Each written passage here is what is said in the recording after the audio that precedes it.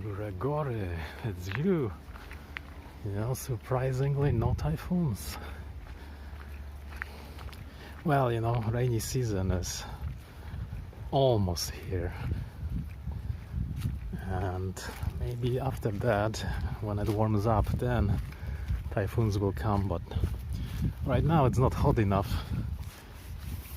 So there was that one that came and it didn't really survive. It headed straight for here, but it was like poof, gone. It's very calm.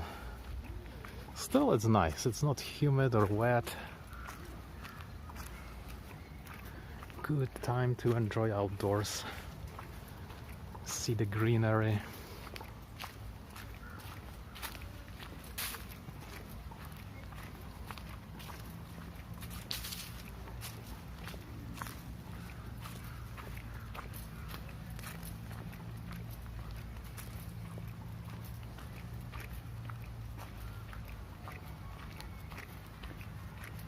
Oh, so green. I love it. And the sun is hiding behind the clouds. It's bearable. Without the clouds, it's not really comfy. And I must report that the mosquitoes are around already, trying to bite. I guess it's their season.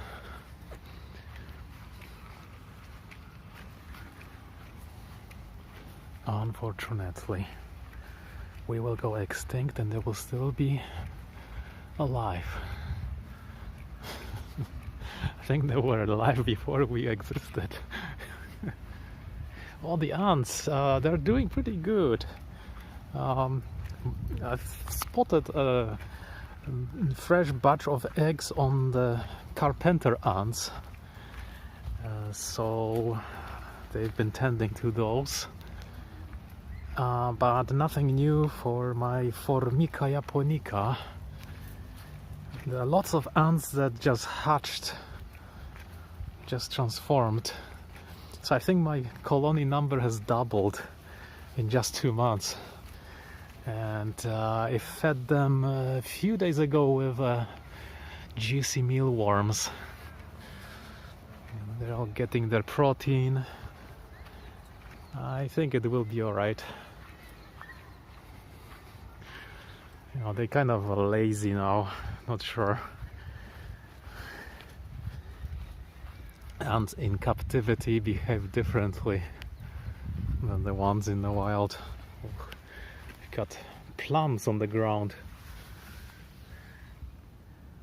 Plums everywhere. Of course, when they are ripe they get yellow, but now is the plum season. Oh, actually yesterday I was reading newspaper and it was the official day of the plum. So funny. Oh wow, isn't this nice? This one is almost getting its colors. Really nice. Heavy. Black flies and ticks. Yeah, those things are indestructible. Indestructible. Or cockroaches. Yeah, cockroaches are everywhere, and especially here they love it because there is so much rain.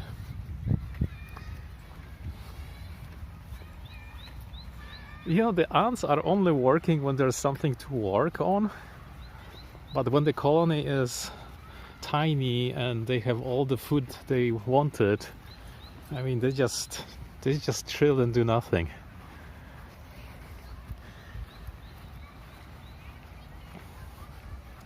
Looks like a preschool is again enjoying the playground ahead.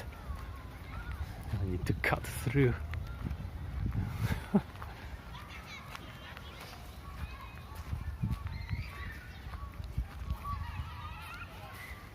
Cut through the front.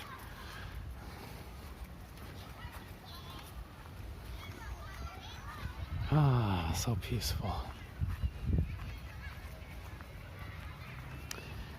It's really fun, you know, when the ants are really hungry and then you give them some food and protein. Oh, they appear out of nowhere and start eating.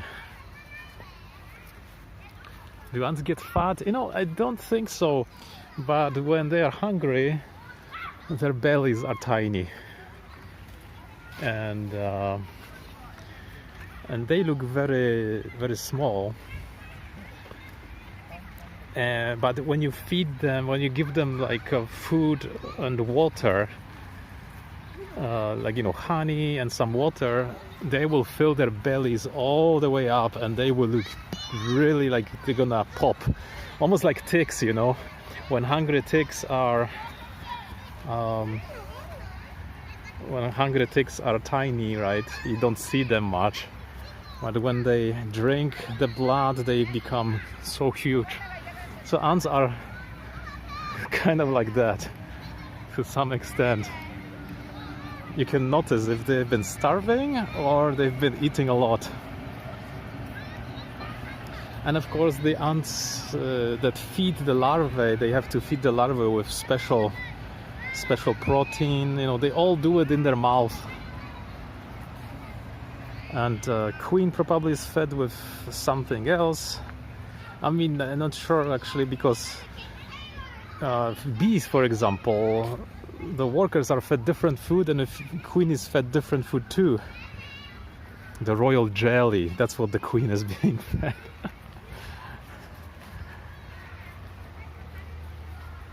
And also the food decides in bees whether the larva will become queen or just a worker. I mean, they're both females, right? But they're different.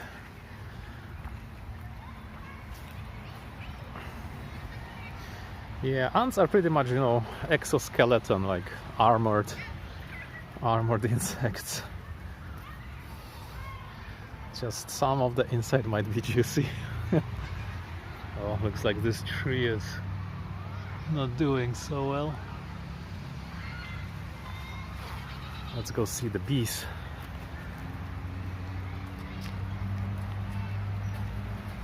Well, you know, they went to the store and they had 3 kilos of honey for just $25. What a deal! I'm thinking of going back and buying the whole bottle. So yummy. Honey just got so cheap.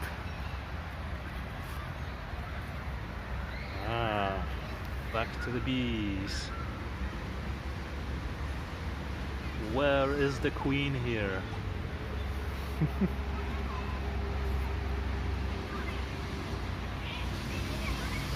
Let's zoom in and see. One is walking over there. I mean the bee. Oh, they're very active today. Very active. I don't see any hornets yet. It will take some time before they get discovered. Maybe in the late summer.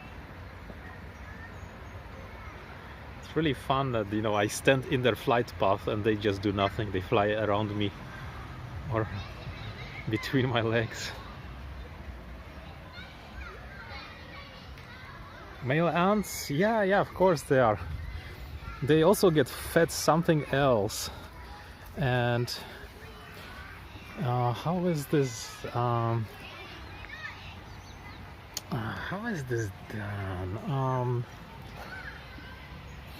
I think that the male ants are the unfertilized eggs. So the queen can decide whether she will lay a fertilized egg or unfertilized. And the unfertilized one, I think, are males. And they look completely different. They have different, you know, more slimmer structure, and they have also wings,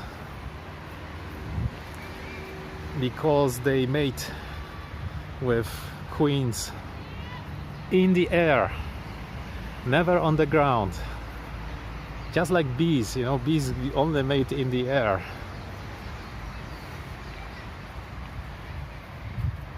So you cannot really keep bees if you just, you know, have them in like closed environment. You're not worth thinking. No, I mean, you know, these kind of Apis cerana and mellifera bees, they are not feisty like we think, you know, like wasps. Wasps, yeah, they probably might start attacking you, but bees are pretty chill. You know, this is like why we collect honey from them, because it's okay. Except the Africanized bees, those ones that are so ferocious. You know, no, the male ants, they are very slim, like their body is slim and they are really big. But also the queens that fly to mate, they are much robust because they have like this abdomen for laying eggs. And they get fertilized in the air. And then, you know, the male just goes away and no one cares. And the queen flies down and she drops her wings. As for ants. So if you really want to confirm that what you see is a queen, you will be looking for these places where wings were attached. So it's like kind of like a wing scars, but not really scars. Normal worker ants don't have these, but only queens do. Death, welcome. And also their abdomens are really round because they have all those, you know, reproductive organs in there, and they've collected the sperm from the males, right? And then they can decide whether to fertilize an egg or not fertilize the egg that they will lay. It's really, really strange. But you know, that queen is going to live for maybe 18 years. So she still has, you know, that sperm in her from before, from mating to last her that long.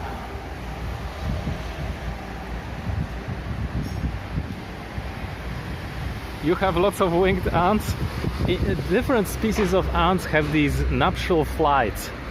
They often happen when it's warm or maybe after the rain and warm.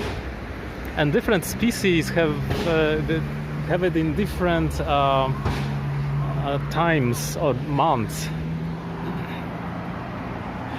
We're working here. So it's possible to, you know, identify the species of ants if you know when they're flying. Yeah, 18 years.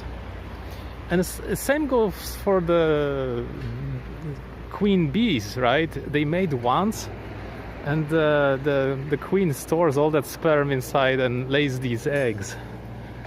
And I don't know how long the queen bees last, but I bet it's gonna be years and years.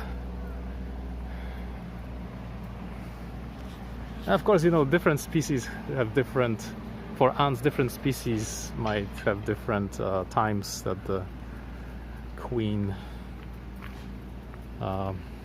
dies, but they live pretty long though. Wow, they've been cutting grass here. Park Center, one step closer. Too bad that ants don't make honey, right? Bees are just strange because they are almost like ants. Very kind of similar, but they love flying and relying on the flowers. And the whole nature evolved that they will fly around and fertilize all the flowers, but also they will bring propolis. They have ability to generate wax from their mouth, and they also regurgitate their stomach contents and create honey from it by concentrating it. It's strange, right? Honeydew ants. Which ones are those? Ants love I think any kind of ants love honey or sugar, but it's gotta be in at least some liquefied form.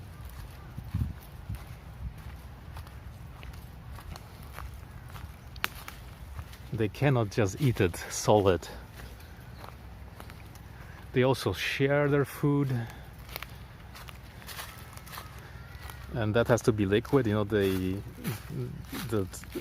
That's called trophallaxis, where they regurgitate the tasty stomach contents and share it with their comrades.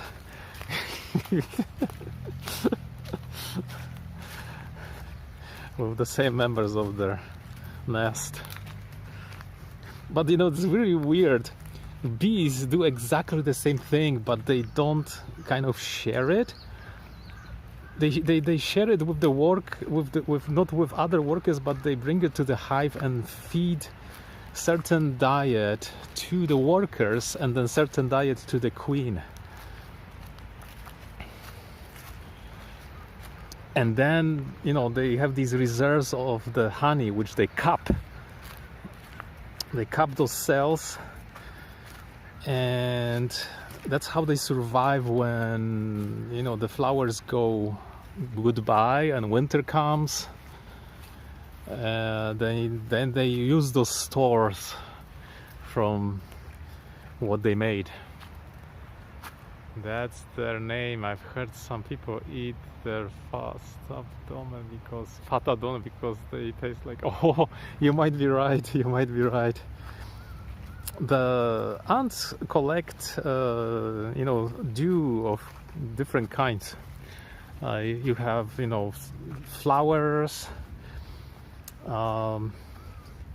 Also, there are the ants that farm aphids, because the aphid feces are sweet, and they consume those, use them for food. There's probably some protein in it, which is gross. But they love it, and I believe bees do that too. And I might be wrong, but the royal jelly that the queen is fed comes from aphid feces. People make these tablets. You can probably buy supplements. That's what it is.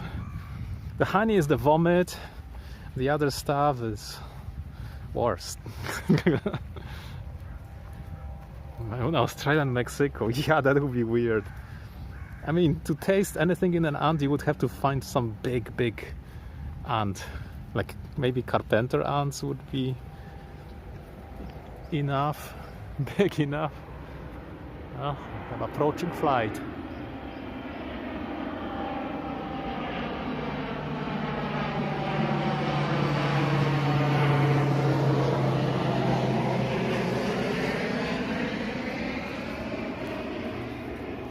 We're gonna be mowing alone on this side.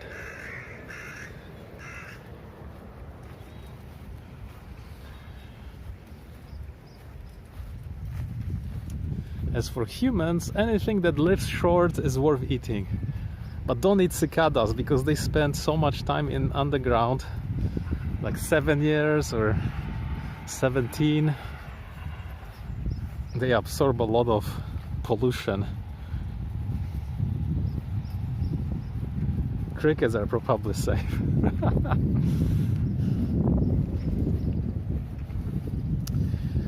But it's amazing how tasty honey is, and we've been keeping honey, doing beekeeping even thousands and thousands of years ago, even in Egypt. It's one of the really old crafts. Did you guys know that there was a Polish priest that figured out the I think it was how the queen becomes queen in the hive.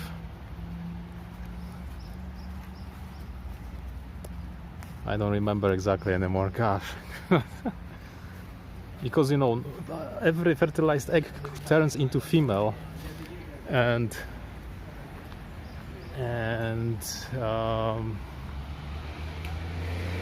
but queen is a female too, but she's different from other females. So just different diet turns on some genes within the development, and she just becomes the queen. And she also emits pheromones, really strong pheromones that keeps the whole colony together. The bees can smell it from kilometers away, and they're attracted to it. If you were to take the queen, they will fly after you. They will form a nice ball of bees if you put the queen on your beard.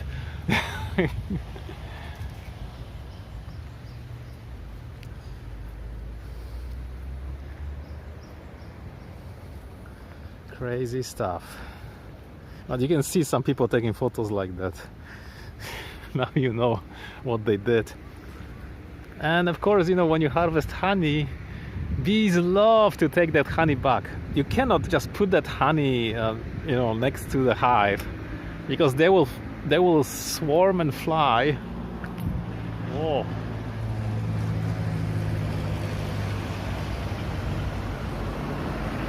Stealthy Cessna. They will swarm and get that honey. They will fill their stomachs with it, and you will be left after some time with no honey. You have to pack it inside like some truck, so they have no access to it.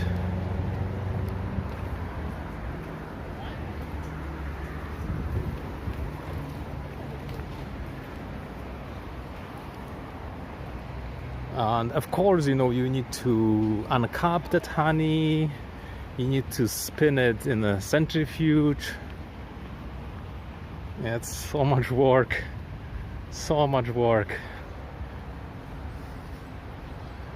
And when you go to the hive, you cannot just abruptly open it and disturb them.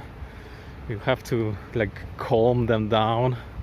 Some days are worse than some other days. They can be grumpy when you really want to extract the honey, so maybe you should try another day. It's kind of like that.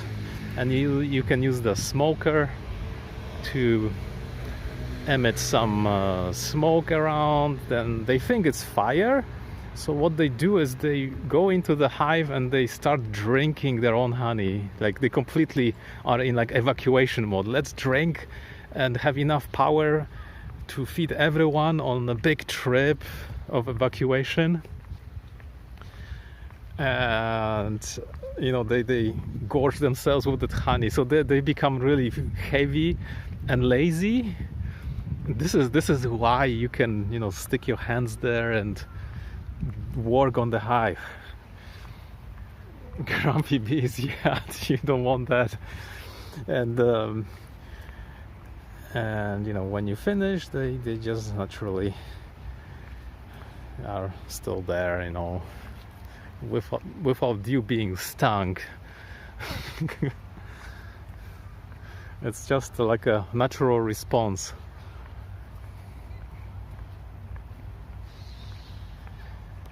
Beekeeping. So much honey, gold. And propolis is also nice. You can buy propolis tablets in pharmacy stores, but I don't know if that gives you any advantage health-wise. The best honey is the one that's unprocessed, completely different taste from the processed honey. Unpasteurized, unprocessed. You might find like a leg of a bee in there or a wing. Extra protein for you.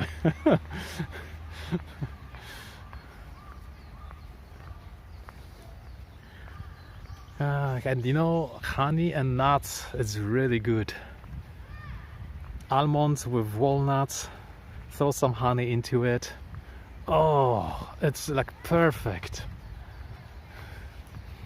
The taste of the fat from the nuts mixing with honey, it's really good.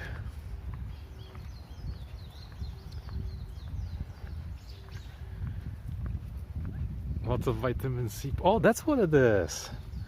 I never found the propolis to be sour, like with the ascorbic acid that vitamin C is.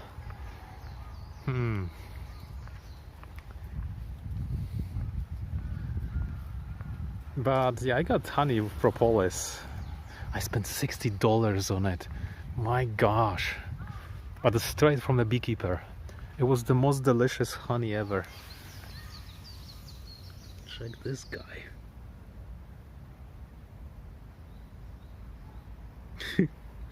It's one of those, what do you call those? Worms. Caterpillars that are gonna turn into butterflies. This is a butterfly country, you know.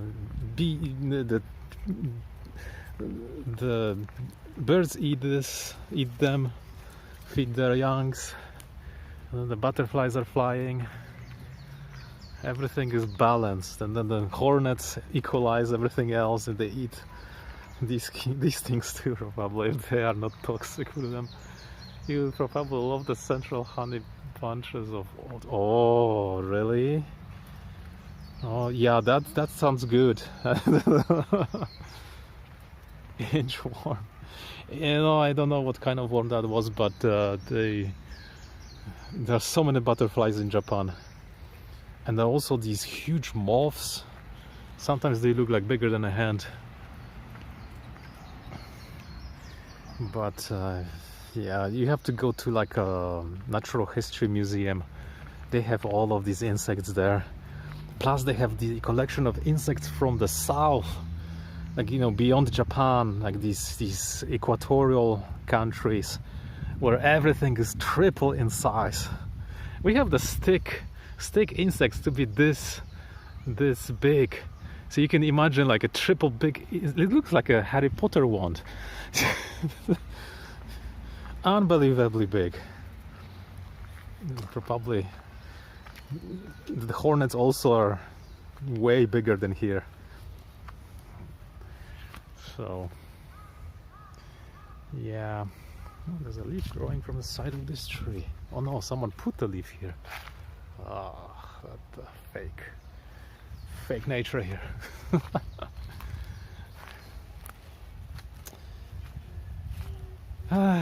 Yeah. Wow, there's lots of... What is this? Ginkgo? Oh yeah, it is a ginkgo tree here. Look at this. Future ginkgo tree is growing here. And here too. And this is the ginkgo nut. You could make countless bonsai. Anyway guys, I gotta go. Data is running out. Thanks for coming. And if weather allows, tomorrow we'll be on Heckle. So take care for now. Thanks, Dev. Thanks, Gregory. Take care, everyone. Scoping down.